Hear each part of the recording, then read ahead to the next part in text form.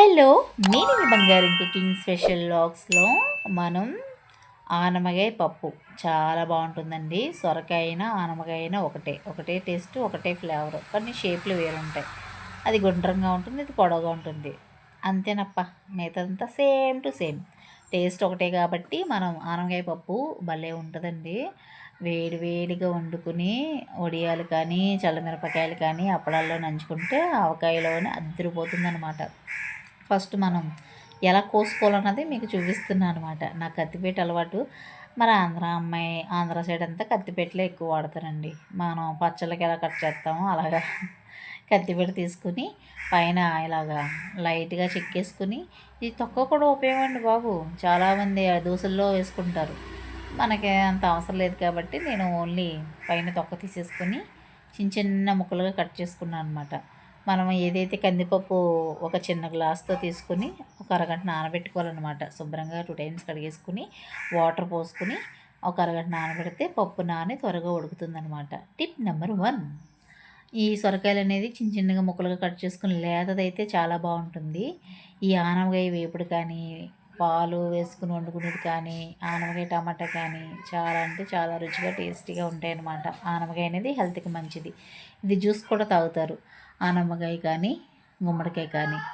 చూసారు కదా! నేను నానబెట్టిన పప్పులో ఈ సొరకాయ ముక్కలు, కరివేపాకు, కొత్తిమీర, పచ్చిమిర్చి, ఉల్లిపాయలు వేసుకున్నాననమాట. ఒక ఉల్లిపాయ పొడవుగా చీల్చుకుని, 4 పచ్చిమిర్చి పొడవుగా చీల్చుకుని అన్నీ వేసుకుని, దాని తర్వాత మనం పసుపు అనేది హాఫ్ టీ స్పూన్ వేసుకోవాలి. కారం అనేది హాఫ్ టీ స్పూన్ వేసుకోవాలి. వేసుకుని మనం కుక్కర్ మీద పెట్టేసి ఒక 3 విజిల్స్ రానివ్వాలి. 4 విజిల్స్ మెత్తగా ఉడికిపోతుందనమాట. మనం ఈలోగా పోపు మనం సిద్ధం చేసుకుందాం. పోపుకి కావాల్సినవి ఒక పాత్ర తీసుకొని దాంట్లో ఫస్ట్ మనం ఆయిల్ వేయం. ఎందుకంటే ఇందులో ఉల్లిపాయలు వేయిస్తాను కాబట్టి.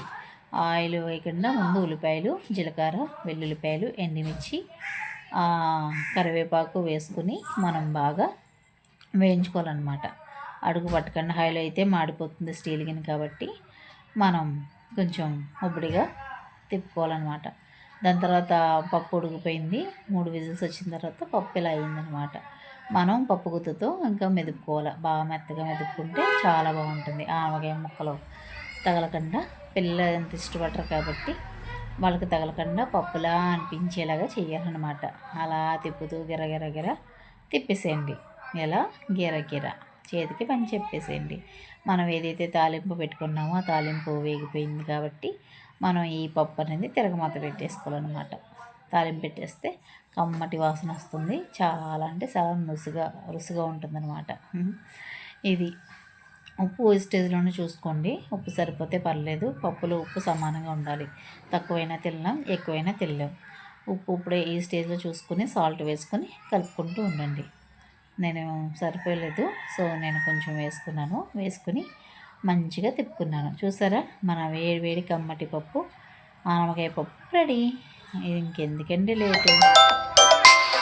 ఎంతో అంటే ఎంతో టేస్టీగా ఉంటుంది. ఇది వేడి వేడి అన్నంలో ఈ పప్పు వేసుకుని పక్కన ఒక ఆవకాయ ముక్క పెట్టుకుని ఆ పక్కన అప్పడం కానీ మనం చేసుకున్న వడియాలు పకోడీ కానీ వేసుకుని తింటే సామరంగా అదిరిపోద్దనమాట. మరి ఇంకేంటండి, మీకు నచ్చితే like, share, comment and subscribe my channel. ఇలాంటి వీడియోస్ మరెన్నో రావాలని నేను కోరుకుంటున్నాను. మీరు కూడా కోరుకోండి. ఓకేనా? Thanks for watching. నేను మీ బంగారం కుకింగ్ స్పెషల్ వ్లాగ్స్. చూసారు కదా ఎంత బాగుందో వేడి వేడిగా. నేను అంటే చెయ్యి ఎలా కాలిపోతుందంటే అలా కాలిపోతుంది. ఇది వేడి వేడిగా తింటే అద్దరిపోతుంది అనమాట.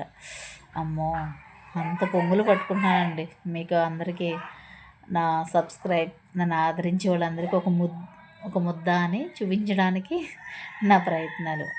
దీంట్లో ఆవకాయ పచ్చడి కానీ ఏ పచ్చడి అయినా సరే అలా నంచుకుంటే అద్దరిపోతుంది అనమాట. నేను పక్కన దోశ వేసుకున్నాను, ఆమ్లెట్ అదిరిపోతుంది.